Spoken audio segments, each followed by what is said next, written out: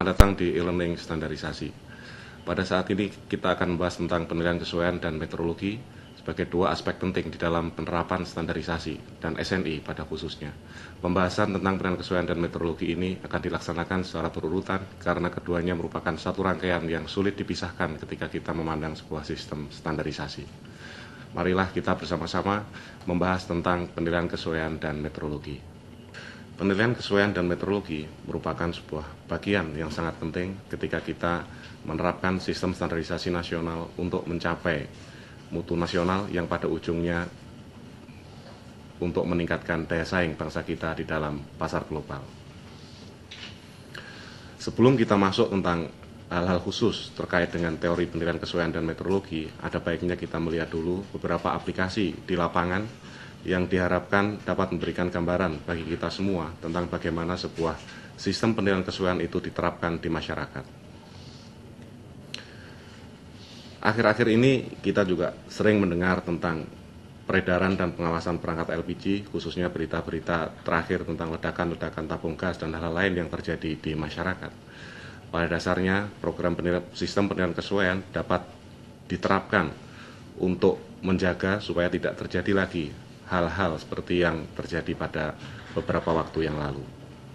Di dalam peredaran dan pengawasan perangkat LPG di masyarakat, pada dasarnya kita harus mengikuti sebuah kegiatan di mana produk-produk konversi energi tersebut sampai ke masyarakat.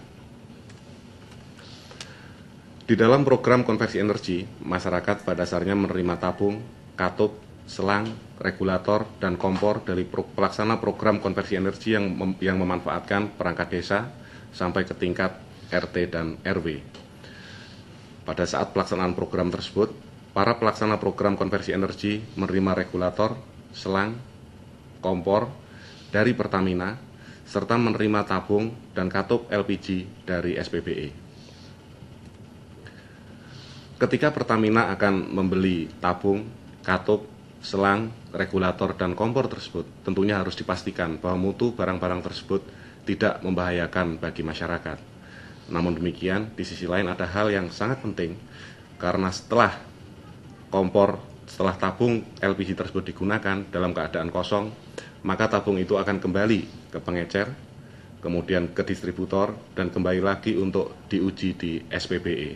Dan selanjutnya akan terjadi perputaran barang-barang terkait dengan program konversi energi tersebut di masyarakat. Sedangkan di masyarakat juga beredar produk lain, yaitu regulator, selang, kompor yang dijual melalui distributor langsung kepada masyarakat melalui distributor dan pengecer yang ada di pasar.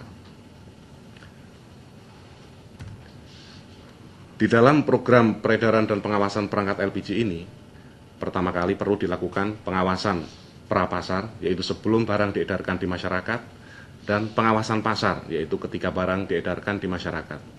Pengawasan prapasar biasa dilakukan dengan kegiatan penilaian kesesuaian yang disebut dengan sertifikasi produk, dan pengawasan pasar bisa dilakukan dalam berbagai hal atau berbagai kegiatan penilaian kesesuaian dengan memperhatikan aspek ekonomi, aspek keselamatan masyarakat, aspek sosial budaya, aspek hukum, maupun aspek-aspek teknis lainnya yang diperlukan di dalam penerapannya. Untuk mencegah terjadinya ledakan-ledakan tabung gas di masyarakat, maka diperlukan kegiatan penilaian kesesuaian tambahan, yaitu inspeksi ketika Pertamina mengirimkan tabung ke SPBE, dan juga kegiatan inspeksi untuk memastikan bahwa ketika tabung tersebut diisi ulang di SPBE, tabung yang kemudian diedarkan di masyarakat masih dalam kondisi yang aman. Jadi di dalam proses ini, kegiatan penilaian kesesuaian yang dilakukan adalah sertifikasi produk yang memerlukan pengujian, kemudian kegiatan-kegiatan inspeksi untuk memastikan bahwa barang yang beredar masih dalam keadaan aman. Di dalam perdagangan global, tentunya kita menginginkan bahwa produk-produk yang dihasilkan di Indonesia ini dapat diterima oleh berbagai negara. Dan di dalam hal ini, penilaian kesesuaian juga memegang sebuah peranan yang sangat penting. Sebagai contoh, di dalam memfasilitasi ekspor produk kelistrikan, penilaian kesesuaian yang diakui secara internasional dapat mempermudah produsen kita untuk menjual barangnya di negara tujuan ekspor tanpa melalui uji maupun sertifikasi ulang. Sebagai contoh, ketika seorang produsen meminta jasa sertifikasi produk kepada lembaga sertifikasi produk di Indonesia yang sudah diakui, baik melalui sistem akreditasi maupun sistem penilaian kesesuaian lainnya, maka produk tersebut hanya akan diuji di Indonesia. Kemudian produsen menerima sertifikat hasil uji, dan selanjutnya produsen dapat menggunakan sertifikat hasil ujinya itu dengan didukung oleh data-data pendukungnya yang berupa laporan factory inspection atau inspeksi pabrik ke otoritas di negara lain tanpa pengujian ulang. Sebagai contoh, ketika hasil pengujian atau hasil sertifikasi produk kelistrikan dilakukan oleh sebuah lembaga yang diakui secara internasional, maka hasil-hasilnya bisa langsung dikirim ke Amerika untuk mendapatkan tanda UL, atau dikirim ke Cina untuk mendapatkan tanda CCC, bahkan mungkin dikirim ke negara Eropa untuk mendapatkan tanda CE atau tanda nasional lainnya. Dan di dalam sistem yang telah diakui secara internasional ini, sistem evaluasi yang dilakukan di negara tujuan ekspor tidak boleh lebih dari 15 hari kerja. Ini merupakan manfaat dari kegiatan penilaian kesesuaian untuk memberikan dukungan kepada produk ekspor kita. Di sisi lain, kegiatan penilaian kesesuaian juga bisa digunakan oleh sebuah bangsa untuk melindungi keamanan warga negaranya. Sebagai contoh, masyarakat ekonomi Eropa sangat menyadari bahwa kandungan logam berat di dalam produk-produk perikanan akan dapat membahayakan kesehatan masyarakatnya. Oleh karena itu, mereka menerapkan perlindungan secara berlapis dengan menerapkan berbagai macam kegiatan penilaian kesesuaian. Di level produksi dan di level pasar, masyarakat ekonomi Eropa mensyaratkan sertifikasi untuk produk-produk perikanan. Dalam hal ini seperti contoh produk udang beku memerlukan sertifikasi produk. Namun demikian, sertifikasi produk saja masih dianggap tidak cukup bagi Komisi Eropa. Oleh karena itu, mereka menerapkan berbagai proses sertifikasi yang harus dimulai dari pengelolaan tambaknya mungkin, dari pengolahannya, ketika pembekuan dan ketika pengiriman. Dan di dalam berbagai kegiatan tersebut, berbagai macam standar internasional diacu untuk memastikan keamanan masyarakatnya. Di dalam proses sertifikasi tentunya memerlukan pengujian, dan pengujian memerlukan standar. Standarisasi kegiatan pengujian dan sertifikasi tentunya akan memerlukan akreditasi untuk memastikan atau untuk memberikan kepercayaan kepada lembaga-lembaga yang melakukan penilaian kesesuaian. Satu hal lagi yang seperti disampaikan di awal tidak dapat dipisahkan adalah perlunya kegiatan kalibrasi dan juga pengembangan bahan acuan untuk mendukung berbagai kegiatan pengujian. Kegiatan-kegiatan yang dilakukan secara nasional maupun di regional ini tentunya harus mendapatkan kepercayaan oleh dunia internasional. Oleh karena itu, lembaga standarisasi di sebuah negara harus menjalin kerjasama standarisasi baik di tingkat Asia Pasifik dalam hal ini regional Indonesia maupun dengan badan standarisasi di tingkat internasional. Kegiatan akreditasi pun demikian. Kepercayaan terhadap kegiatan penilaian kesesuaian hanya dapat dicapai bila badan akreditasi di negara itu dapat diakui di level Asia Pasifik maupun internasional, dan kegiatan meteorologi juga bisa mendapatkan pengakuan baik dari tingkat internasional maupun tingkat regional.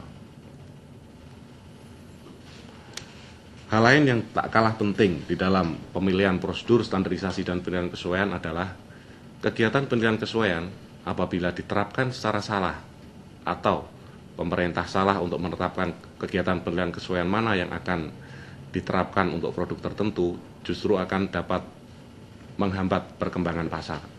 Jadi penilaian kesesuaian di dalam pemilihan prosedur penilaian kesesuaian ini harus memperhatikan skala ekonomi, perkembangan pasar, nilai bagi konsumen, kepercayaan konsumen, dan keselamatan konsumen.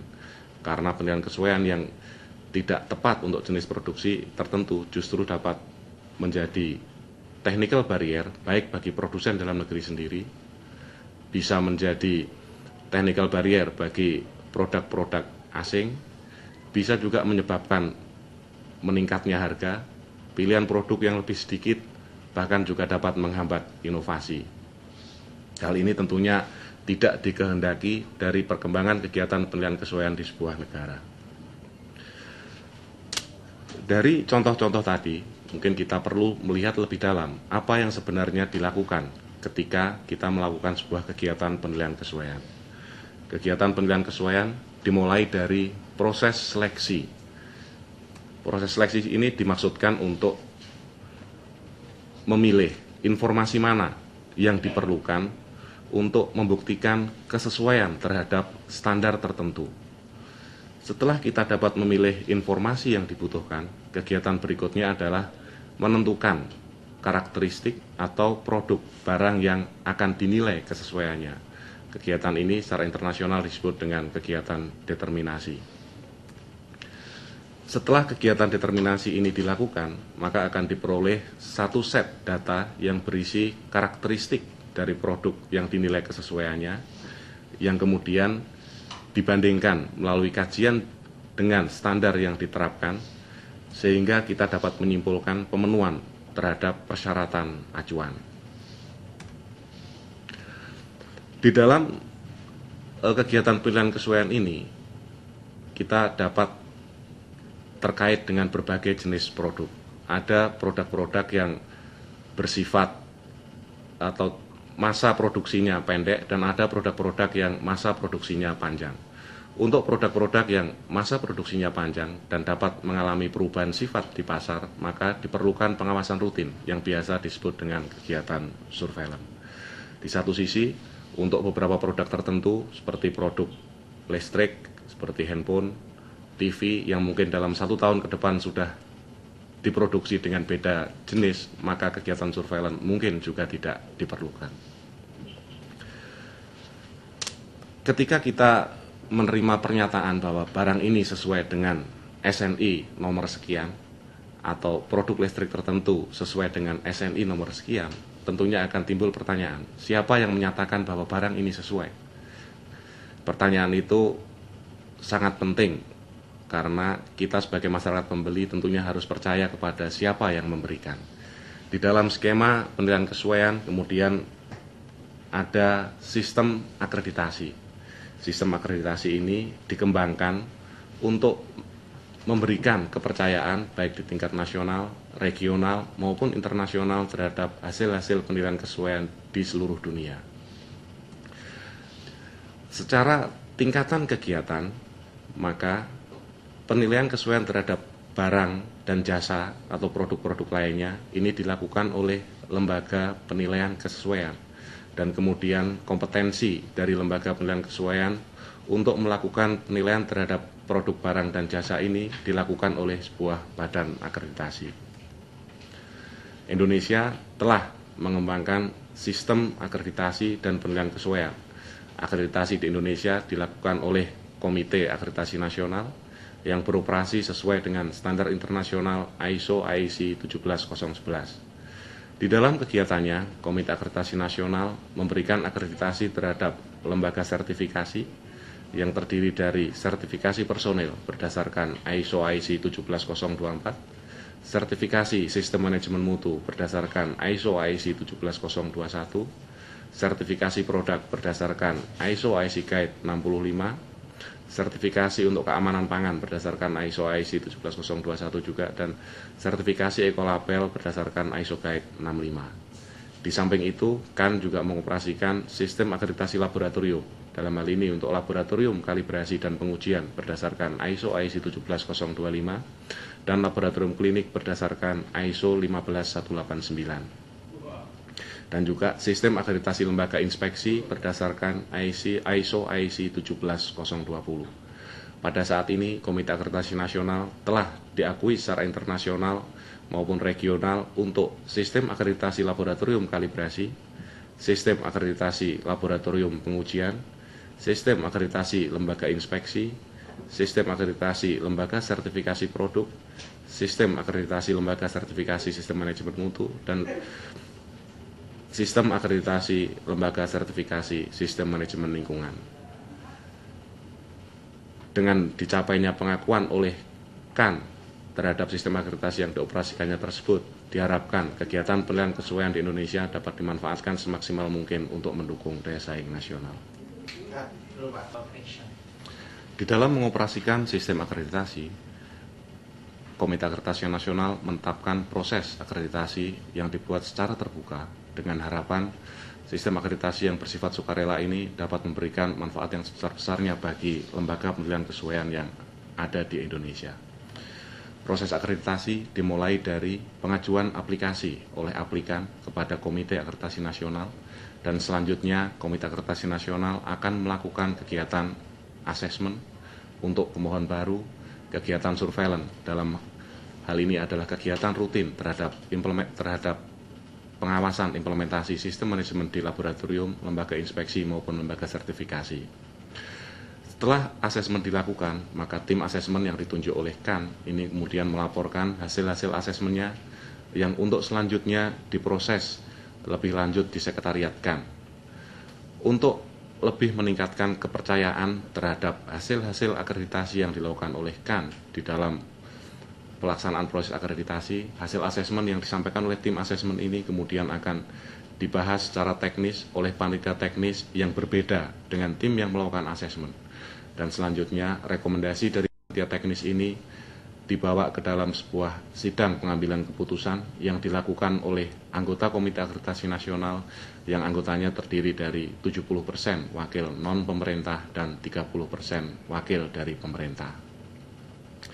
Proses ini dimaksudkan untuk menjaga transparansi, untuk menjaga keberimbangan kepentingan antar berbagai pihak yang memerlukan kegiatan penilaian kesesuaian.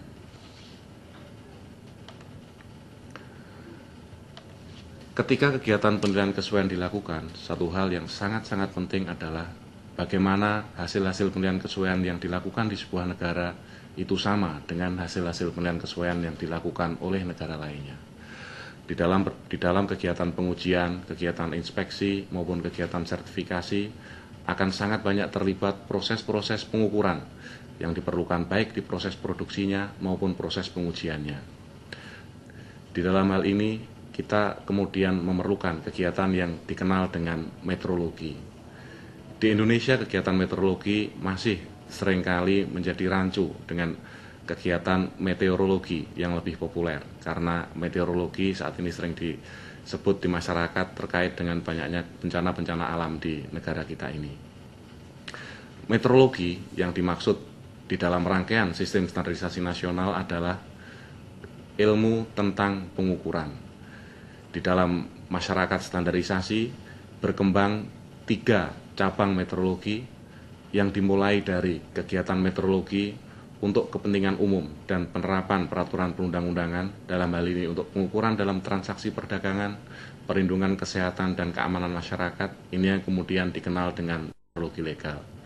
Di masyarakat, kegiatan meteorologi legal ini dilakukan sampai ke pasar-pasar di pelosok yang sering kita kenal dengan kegiatan TERA dan TERA ulang. Di samping kegiatan untuk melindungi masyarakat dan juga untuk menjaga transaksi perdagangan yang adil, proses produksi pun memerlukan kegiatan meteorologi yang baik. Karena tanpa kegiatan meteorologi yang kuat, maka konsistensi produk-produk nasional kita juga akan sulit untuk dapat dipertahankan. Kegiatan meteorologi yang diperlukan di industri tersebut biasa dikenal dengan kegiatan meteorologi industri untuk memenuhi jaminan mutu dan tuntutan pasar. Kegiatan meteorologi industri dilakukan di dalam pengukuran di industri, proses produksi, pengujian, inspeksi, maupun sebagian kegiatan sertifikasi. Untuk memastikan bahwa hasil-hasil ukur, baik di kegiatan meteorologi legal maupun di meteorologi industri, itu setara di seluruh dunia, maka diperlukan definisi-definisi satuan yang saat ini mungkin kita kenal dengan sistem SI. Kegiatan pengembangan definisi satuan dan realisasinya di berbagai negara ini kemudian dikenal dengan kegiatan meteorologi ilmiah. Kegiatan meteorologi ilmiah diperlukan untuk menjamin ketertelusuran pengukuran, baik untuk kegiatan meteorologi legal maupun kegiatan meteorologi industri. Kegiatan meteorologi yang mungkin selama ini dikenal masyarakat secara sederhana dengan tera pompa bensin, tera timbangan pasar, dan hal-hal lain sebenarnya dapat membawa implikasi yang sangat luas apabila kita melihat sebagai contoh permasalahan praktis dalam ekspor gas ataupun ekspor minyak bumi di Indonesia. Seperti kita ketahui bahwa penjualan gas maupun minyak bumi, apalagi dengan joint operation dengan perusahaan-perusahaan asing, didasarkan pada hasil-hasil pengukuran volume gas maupun volume minyak bumi yang dikirim ke negara-negara tujuan. Maka alat-alat ukur yang digunakan di dalam proses untuk pemindahan maupun pengiriman tersebut dapat membawa konsekuensi kerugian ekonomi apabila negara kita tidak mampu menjaga kebenaran dari alat-alat ukur yang digunakan untuk memastikan kebenaran besarnya transaksi gas dan minyak bumi di Indonesia. Hal lain yang juga perlu kita perhatikan sebagai contoh masalah keselamatan penerbangan. Di dalam dunia penerbangan, pengukuran menjadi sesuatu yang sangat vital untuk menjaga keselamatan. Ketika sebuah pesawat terbang didesain untuk dapat terbang dengan berat tertentu, maka setiap kali pesawat akan terbang dari bandara harus dapat dipastikan bahwa berat totalnya tidak lebih dari spesifikasi yang telah ditetapkan pada saat desainnya.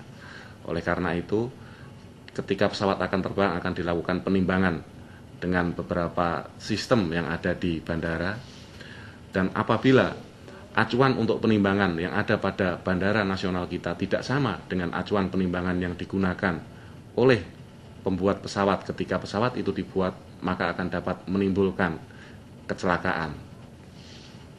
Dalam hal ini, meteorologi diperlukan untuk menjamin kesetaraan antara ukuran-ukuran yang ada di negara kita dengan ukuran-ukuran yang ada di negara lain.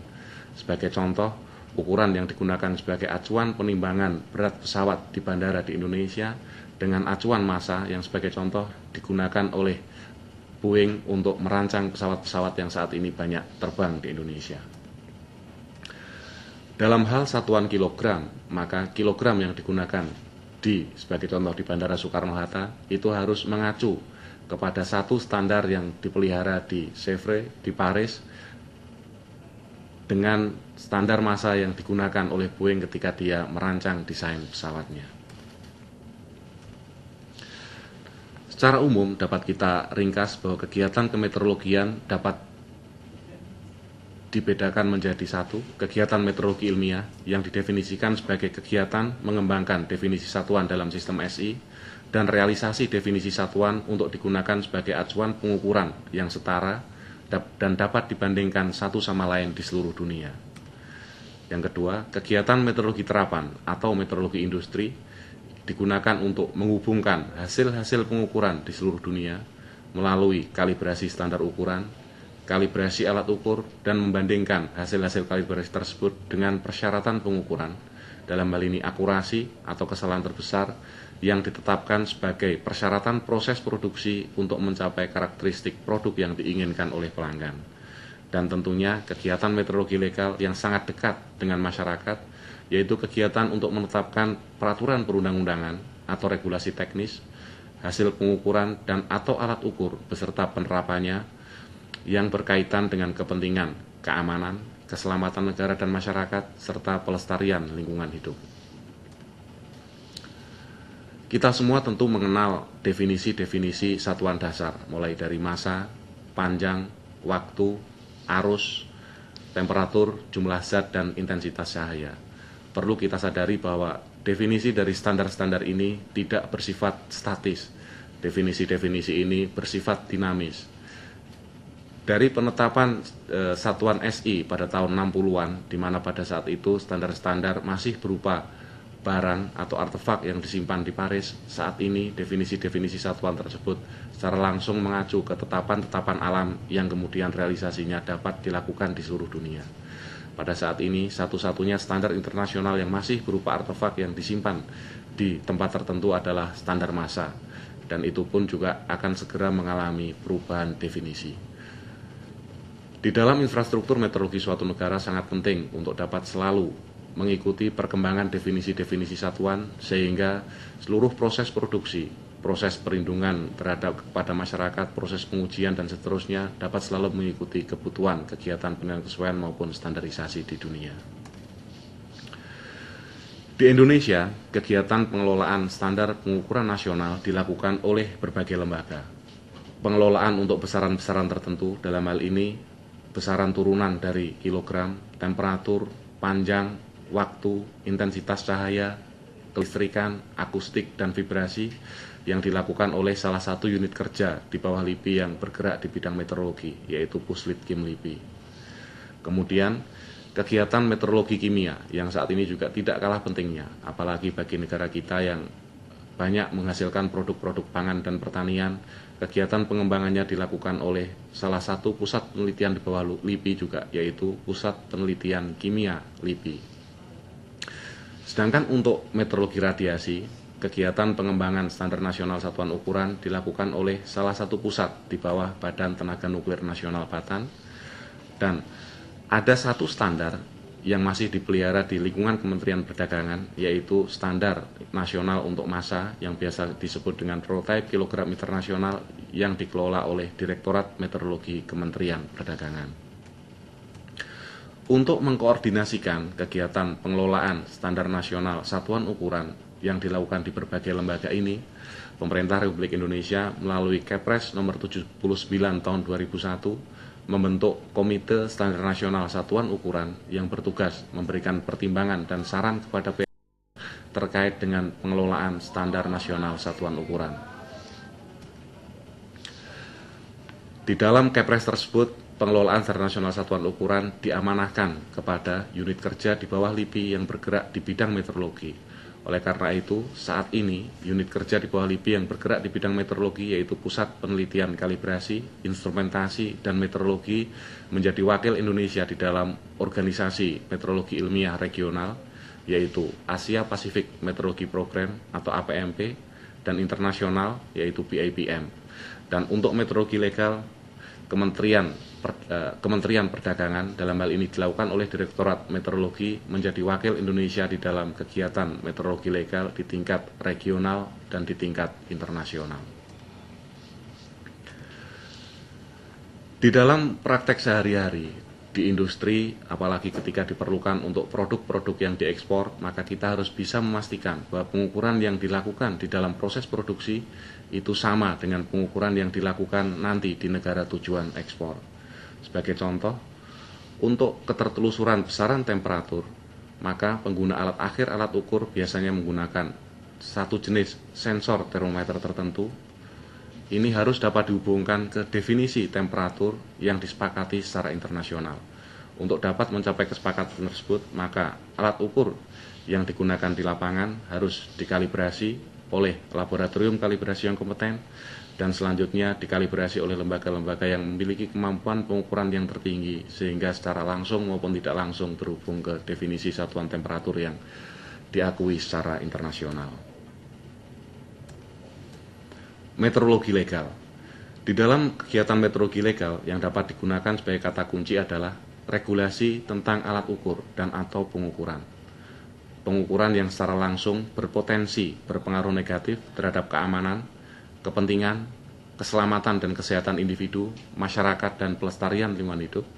Terdapat konflik kepentingan terhadap hasil pengukuran, posisi pelaku dan penerima hasil pengukuran yang tidak seimbang, serta diperlukannya peran serta pemerintah sebagai wasit yang netral untuk menetapkan regulasi.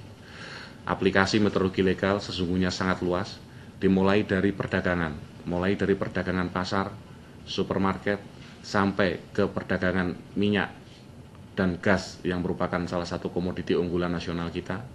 Di sektor kesehatan, kegiatan meteorologi legal juga memegang peranan penting. Sebagai contoh, bagaimana kita bisa memastikan bahwa analisis kesehatan yang dilakukan, misalkan untuk mengukur tekanan darah, itu benar kalau sistem pengukurannya tidak dijamin.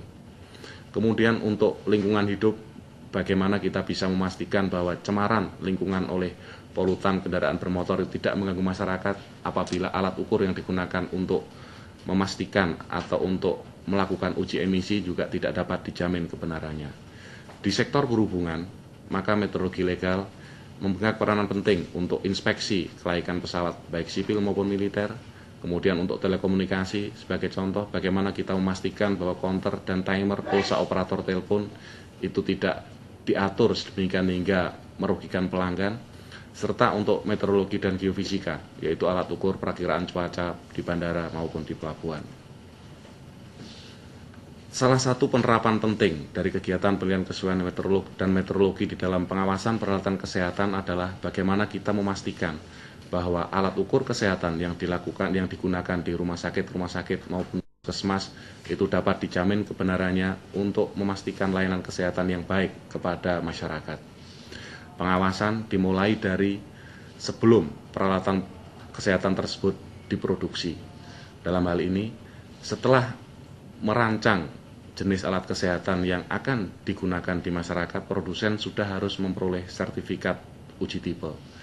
Setelah sertifikat uji tipe diberikan, maka produksi massal boleh dilakukan, dan kemudian produksi massal ini ketika akan diinstalasi atau digunakan di rumah sakit maupun di puskesmas, perlu dipastikan kesesuaian dengan sertifikat uji tipenya. Ini yang kemudian dikenal dengan kegiatan verifikasi atau TERA awal.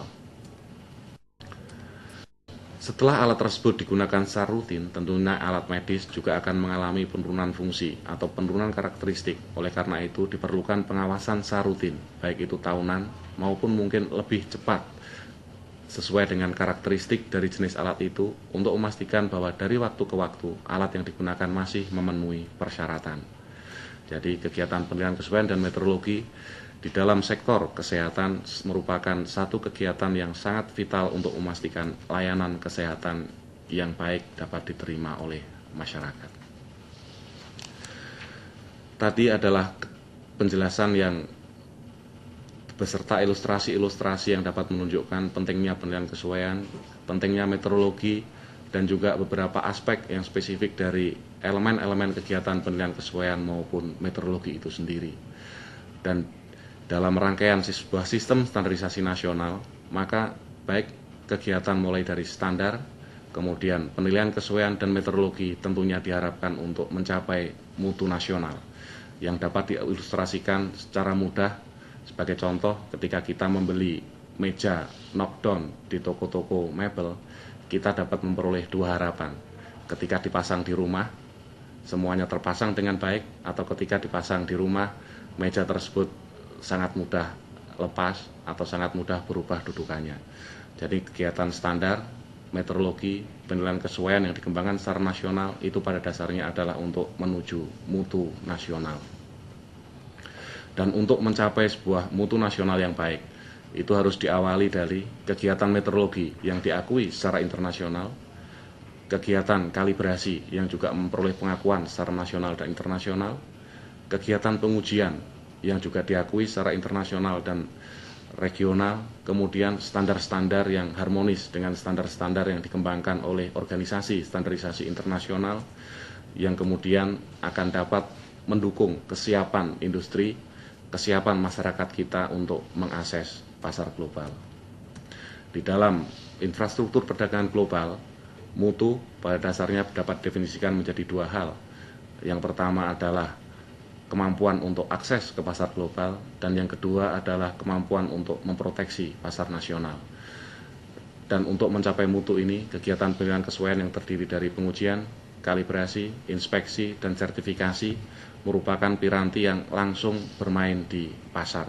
Karena sebelum dipasarkan, maka produk-produk tersebut tentunya harus melalui salah satu atau lebih rangkaian kegiatan penilaian kesesuaian. Dan untuk dapat mencapai pasar yang adil, pasar yang memberikan kesempatan yang sama bagi produsen maupun bagi masyarakat untuk dapat bersaing secara adil, diperlukan kesepakatan tentang persyaratan yang kemudian dikenal dengan standarisasi, persyaratan untuk memastikan kesamaan ukuran yang kemudian dikenal dengan meteorologi, persyaratan untuk memastikan kompetensi lembaga yang melakukan penilaian kesesuaian yang disebut dengan akreditasi, dan tentunya harus didukung oleh regulasi yang baik dari pemerintah. Dengan sebuah infrastruktur meteorologi, standar, penilaian kesesuaian, diharapkan mutu nasional dapat mendukung tujuan-tujuan nasional kita, tentunya untuk perkembangan kesejahteraan masyarakat. Demikian penyampaian materi tentang penilaian kesesuaian dan meteorologi. Sampai berjumpa pada kesempatan berikutnya.